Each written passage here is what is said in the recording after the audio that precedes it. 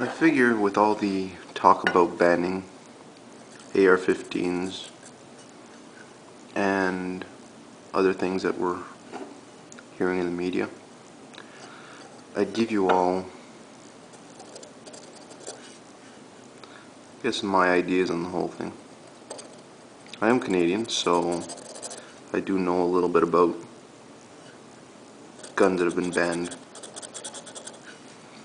And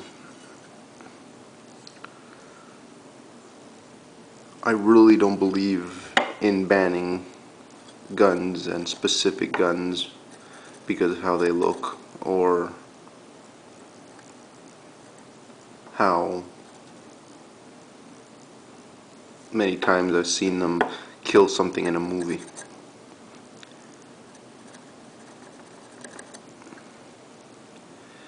In 1989, a guy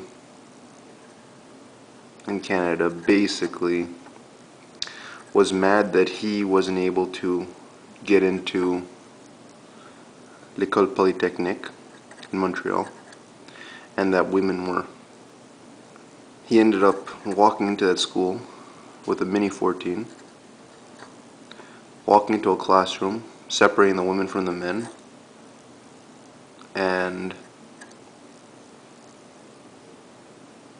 he let all the men go, and he started executing the women, and then killed himself. By the time it was all over, 14 women died, and a whole new gun debate was sparked in Canada.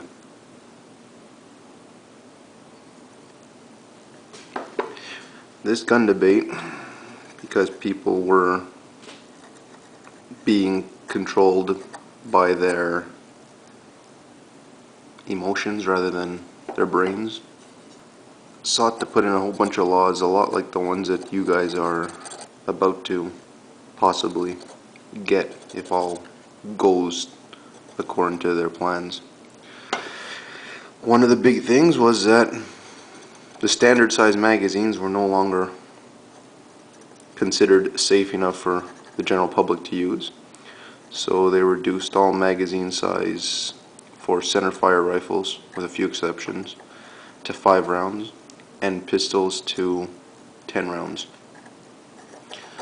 Rimfire, they didn't really, apart from the pistols being 10 rounds, all rifle magazines were left at whatever size they had to be, because we all know a 22 doesn't kill people. But anyways, another thing they did was they made a nice big list of guns that were either restricted or prohibited completely. I could link a list of the firearms in my video description for anyone who wants to go see it, but they added quite a few just because of how they looked, and they basically gave it a scary rating, and anything that was deemed too scary for civilians to own, regardless of what it was or how it worked, became prohibited. Prohibited here basically means that if you've had it before a certain date, you're allowed to keep it, but new licensing won't let you acquire any prohibited firearms. You can't get a license for getting prohibited guns. On that list, they put in any pistol that had a barrel length of less than 4 inches, because they were worried about Saturday night specials, which to me is still crap, because they still exist in Canada, except they're only in the hands of gang members and mafia and basically a criminal element of the big cities. They also banned firearms by name, and by function. Now, crime still exists, even though they've banned it, and even though we've had a registry for pistols since 1934, people are still using pistols in crimes. None of them are being registered, obviously.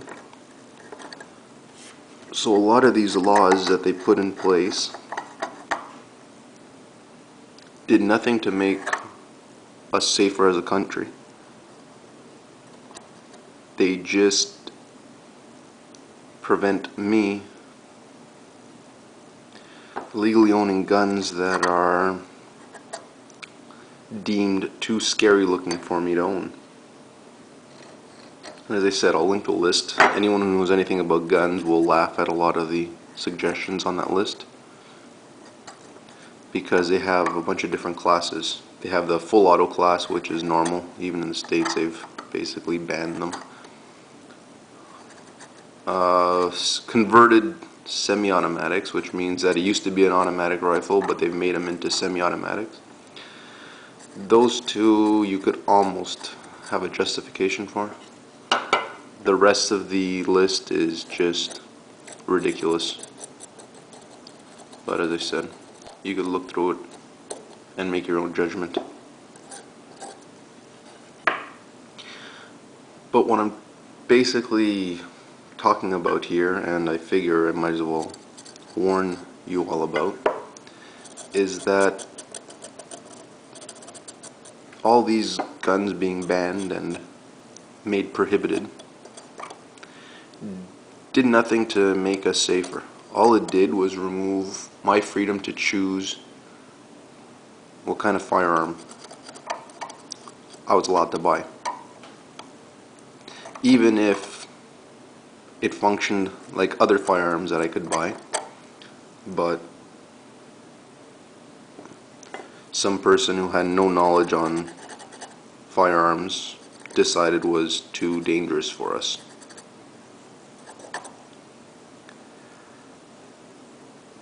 That being said, you guys are gonna get a bunch of people making a whole bunch of more rules about assault weapons.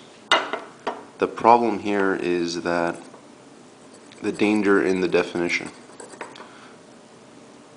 It's a term made up specifically for the first ban that you guys had. An assault weapon is basically anything that they deem to be an assault weapon, by looks, by accessories, and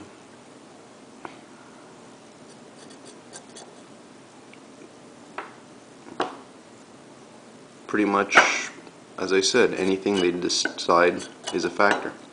So if you wanted to dress up an old hunting rifle in black plastic,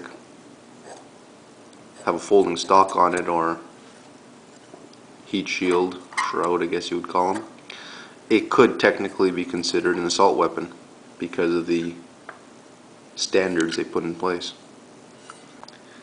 Now I say this because in Canada, everyone's emotions because of that shooting incident ran wild, basically. They allowed all these lists to be made because everyone had this big fear of the Mini 14 and how scary it was as a weapon. The media played into all this by showing pictures of the Mini 14 all dressed up rather than how it was sent out from the factory originally. It made it look like a much scarier gun than it was, and it allowed people to get a fear of the weapon that really shouldn't have existed. Especially anyone who's tried one knows exactly what I'm talking about. Getting back to the whole point is that the Liberal government in the 90s ended up making a whole list of guns that beforehand was not a problem, never used in killings and crimes, and did nothing but offend the sensibility of the certain, I guess you would call them MPs and lawmakers and whoever was put in charge of the whole program.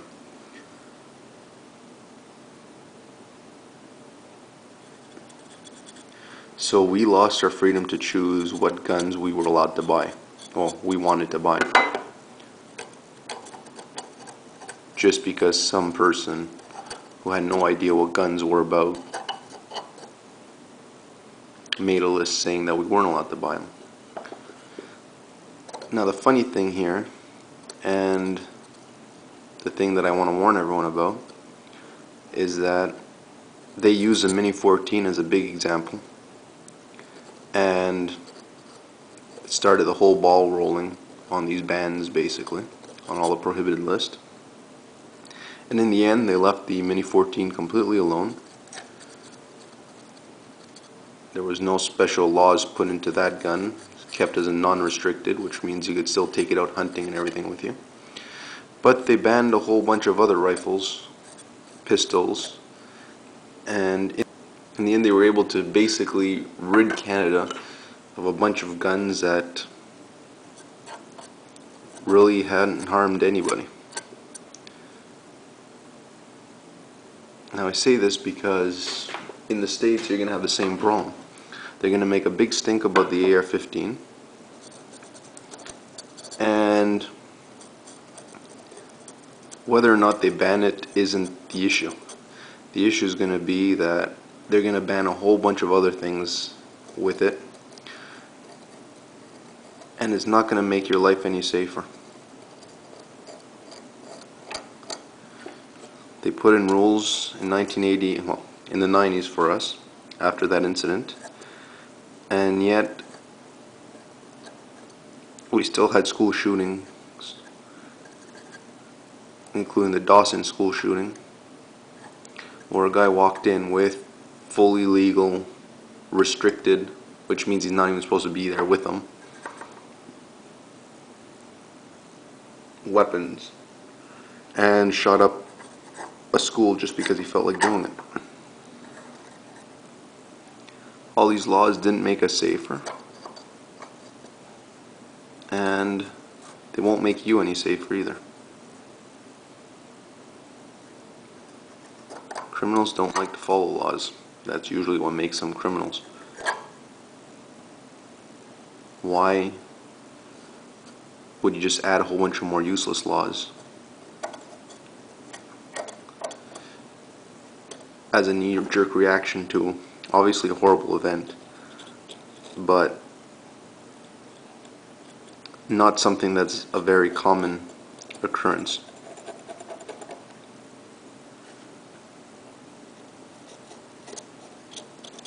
Anyways, that's my views on it. Feel free to comment. I'm sure I'm going to get a bunch of people who agree with me and disagree with me. But all I'm saying is that I wanted to warn everybody about it because emotions are excellent ways to pass laws that normally nobody in their right mind would agree to.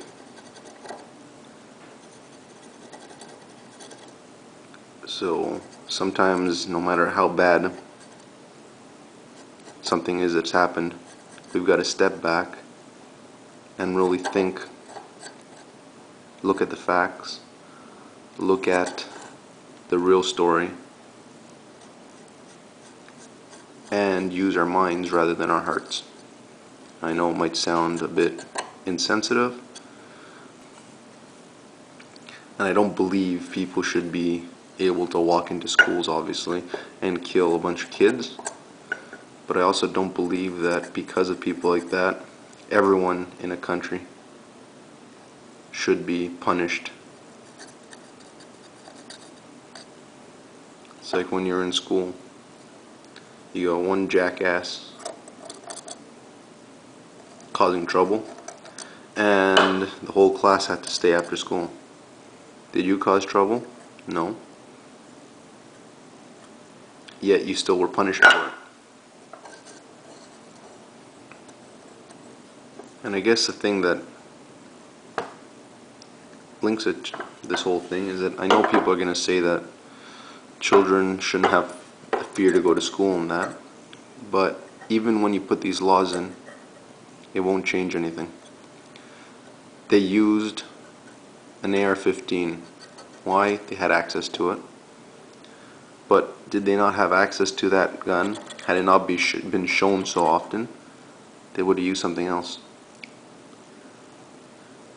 The AR-15 might be effective, but there's a whole bunch of other guns that don't look scary out there that work the same way.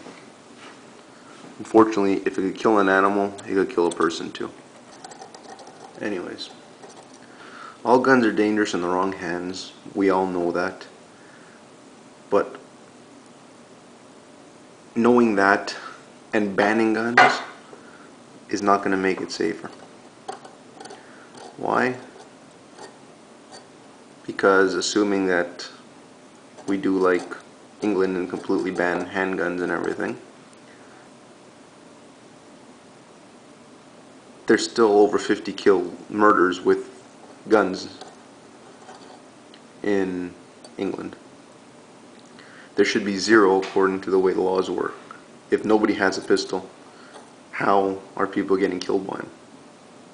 Obviously there's a way to get them, and all you've done is punish the 99% of people who don't actually cause crimes or perpetrate murders with guns. And you've left the other ones able to use guns if they can find one, and if they can't find one, it doesn't matter because they know that no matter what, they'll still have the upper hand. Anyways, hope I was clear on the way I spoke, and I'll try not to do any more of these political videos. Anyways, thanks for watching, and feel free to comment whether you agree with me or not. It's okay. I don't have a problem with a debate as long as it stays civilized. Thanks.